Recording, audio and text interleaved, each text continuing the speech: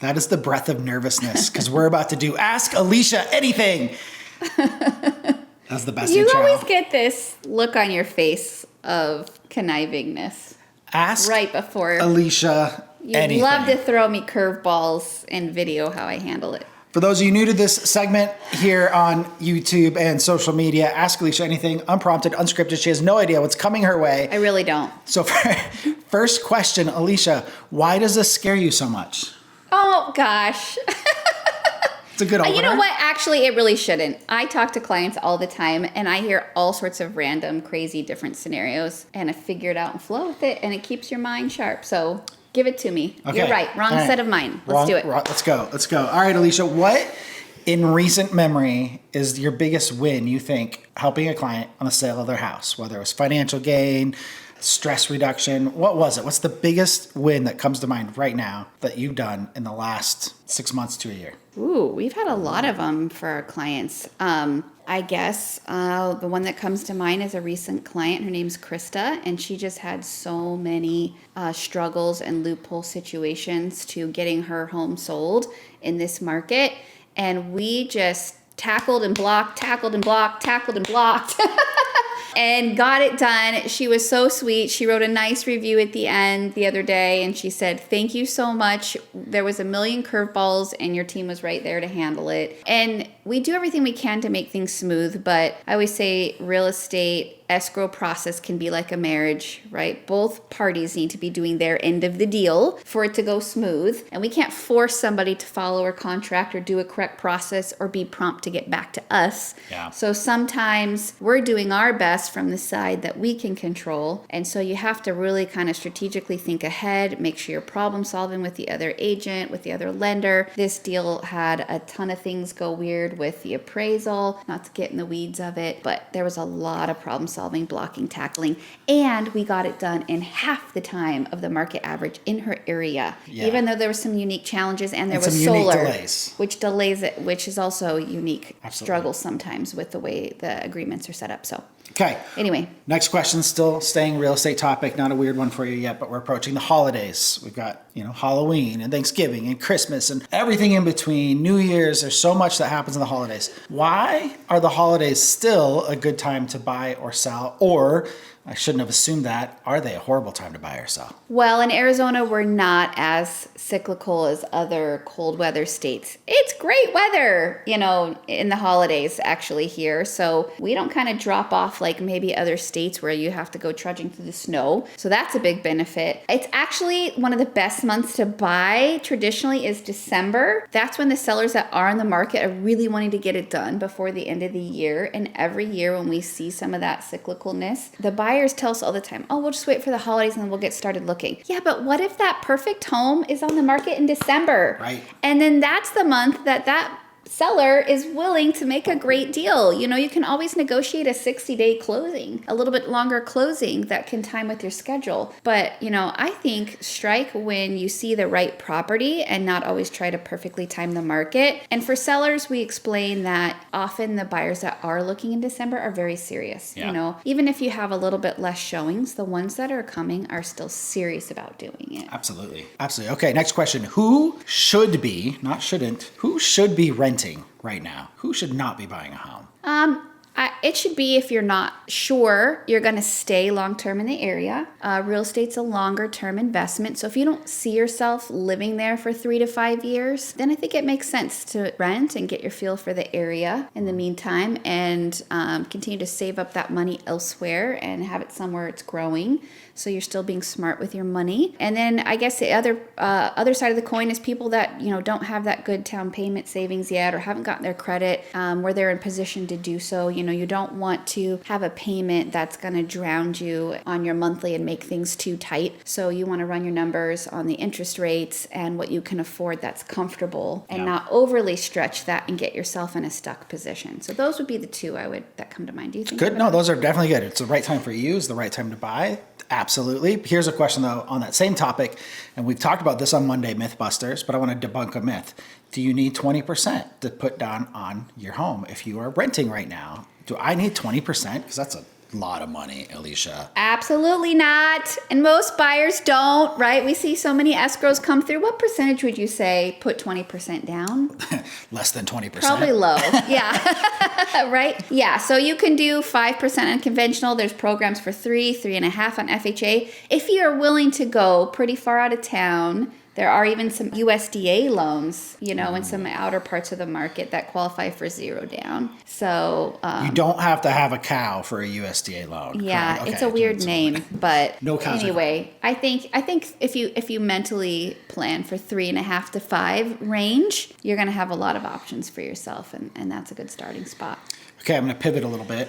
Next question. We do a lot of stressful things. We deal with a lot of stressful conversations that our clients don't see behind the scenes, from title agents to lenders to appraisers to other agents. There's a lot that happens behind the scenes. So Alisha, take us behind the curtain. You have a really stressful call. Lenders not doing what they're supposed to do on the other side of the deal. They're just getting angry, whatever. Pick your battle. What do you, Alisha, do to find Zen again, to go back to peace, to keep your calm? Because you're the most calm person I know.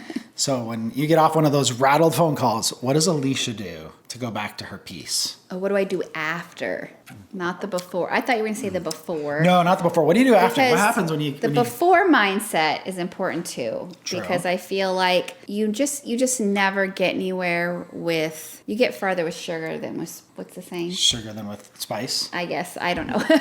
I feel like you have to get in that like calm mindset to be very direct and not go at the person and their character, but the problem itself. And stay very focused on a level head solution and the right timing and the right medium from which to communicate it with.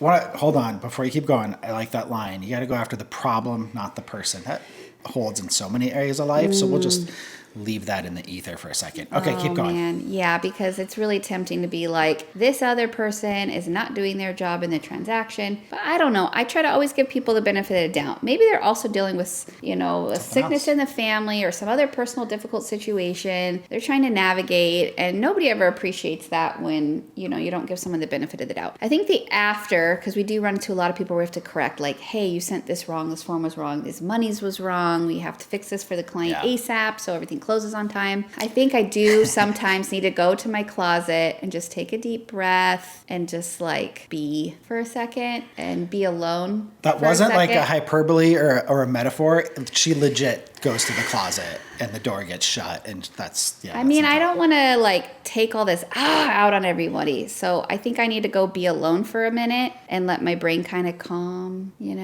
say a prayer, that kind of thing. Okay, this might be a local business plug, but if you were to go somewhere to relax or do something in the valley, what's your go-to? Where do you go? Ooh, I like QC reflexology on Gilbert and Baseline. Greenfield and Baseline. Greenfield and Baseline. It's different than a regular massage with the reflexology methods, and I always feel so much better after. There you go, a little unprompted. And it's less pricey too, so you can go a little more frequent if you want, or not feel guilty. QC reflexology. Definitely. All right, what about, same vein, so you decide you have to go to dessert instead. What is your go-to dessert to help calm you down? Definitely ice cream. I mean... You're pretty picky on ice cream though, so come on. Bluebell. I mean, it has to be worth it.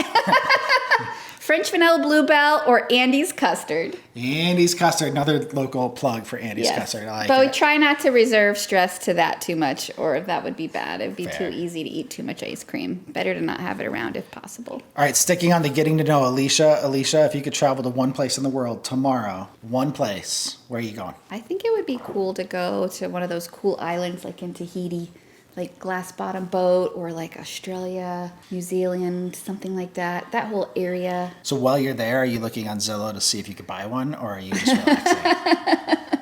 I am not. You are. I'm looking on You're Zillow. Always looking. I am like, I need a break. I do not look. No looking. All right, fair enough. All right, as we head into the rest of the year, for all of our buyers and sellers, what is one sentence you would give people in this ever-changing market that we're in? Ooh, interest rates have been shifting a lot, so you really do need to pay attention to that now more than ever, because they haven't been stable. It impacts things a lot. So I'd actually keep an eye on that. It's something I never thought about when we bought our first house before we were in the business of paying attention to how much that affects things. Can I make a plug here, though? An educational plug? Because this is a common misconception.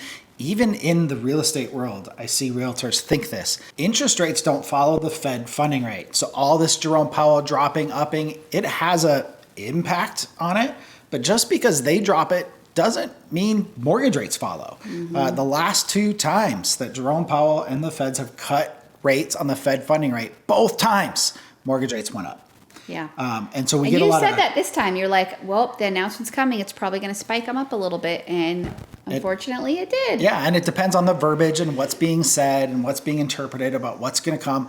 It's super complicated. But at the end of the day, if you're waiting for the next Fed funding cut, that doesn't necessarily mean mortgage rates are going to go down. We can't preach that enough. Don't follow the Fed funding. It follows the bond yields, the 10-year yield, those sorts of things. Maybe it helps with like your credit card bills a little lower absolutely. or some, other things. But not mortgage rates. But not directly mortgage rates. So, sorry, little plug. So Yeah. what's your watch interest rates is your... Also, we've had a flat market for a while where we're at. And I'm trying not to talk like too specific because you never know on the timing of when this goes on. But a lot of the predictions talked about, where would housing have caught up with and pricing of where it would have been had we not had COVID spike it up. And we're getting close to that, where had it been a nice, slow, steady growth, we'd be back here in pricing as homes normally do appreciate. So I am hopeful that this coming year we're going to get back to that nice, slow, steady, growth. And so I don't have any personal concerns that things are going to crash. I talked to way too many sellers that are like, well, I'll just hold or I'll just rent. So I think still plan, save, make that move when you can. It's still a great long-term investment. We still are holding all of our properties long-term and don't plan to, No rash decisions. not do anything different with those. The only person that gets hurt on a roller coaster are those who jump off. So don't jump off the roller coaster. All right, Alisha, was that as painful as you thought it was going to be? No. You started with big sigh. I know, because you have that look in your eye. I was nice this time. And you get me more than other people. Last time you got stumped by favorite cartoon. So this Yeah, time, see, because you do that stuff. It doesn't... I was going to ask you your favorite hype song to listen to on the way to a listing appointment, but I'll leave you. Do you have one? I do. Okay. It's Imagine Dragons, Whatever It Takes. Imagine Dragons. Whatever it takes. Keep going. Let's hear it. I know I can't sing, but I like that song so much because I'm like, I just feel like we'll figure it out and do whatever it takes to help a client, and it really hypes me up. We've been married nearly 25 years, and I didn't think you'd have a hype song, but now I know. I learned something new about Alisha today on Ask Alisha Anything. Thanks for tuning in. We're always here to have fun, answer questions, and help you build wealth in a smart way through real estate.